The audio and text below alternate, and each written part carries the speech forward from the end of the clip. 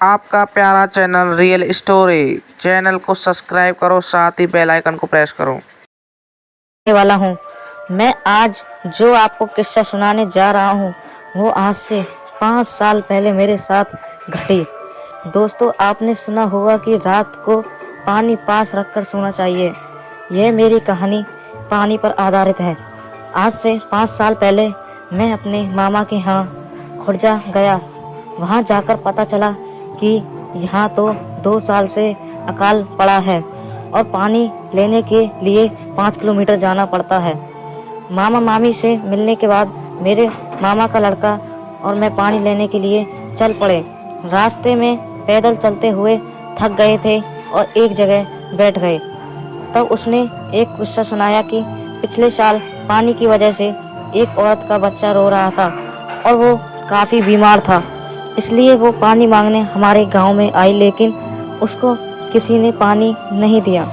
जब वो वापस लौट रही थी तो रास्ते में उसको ठाकुर के घर पर पानी दिखा, तो उसने बिना पूछे पानी पीने की कोशिश की।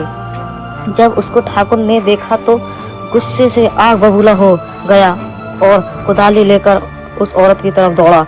उस औरत ने भागने की कोशिश की, लेकिन वो गिर गई। ठाकुर ने बिना आग ताव देखे कुदाली से उस औरत की हत्या कर दी। उसके एक दिन बाद उस बच्चे की भी बिना पानी से मौत हो गई। कुछ दिनों बाद खबर आई कि उसी कुदाली से ठाकुर को भी किसी ने मार दिया और धीरे धीरे उसके पूरे परिवार को किसी अनजानी ताकत ने मौत के घाट उतार दिया। यह किस्सा सुनने के बाद हम दोनों पानी लेकर वापस गांव की तरफ लौटने लगे। हल्का हल्का अंधेरा हो चुका था। अचानक हमारे सामने एक बच्चा आया, पानी मांगने लगा, लेकिन इतनी दूर से पानी लाने के कारण हमने उसे मना कर दिया। घर पहुंचकर मैंने खाना खाया, उधर पेड़ के नीचे पलंग पर सो गया। अचानक रात को वो ही बच्चा मेरे सामने आया और पानी मांगने लगा। मैंने ध्यान नहीं दिया और गुस्से से कह दिया कि चले जाओ, और मेरे सामने वो औरत दिखाई दी।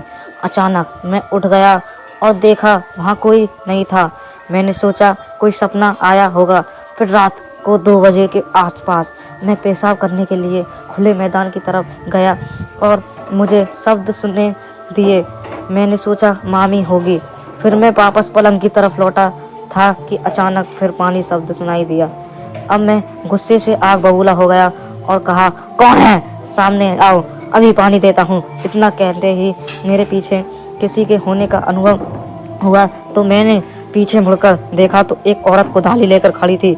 मैं डर के मारे बहुत जोर से भागा और रास्ते में एक पत्थर से ठोकर लगने के नीचे गिर गया।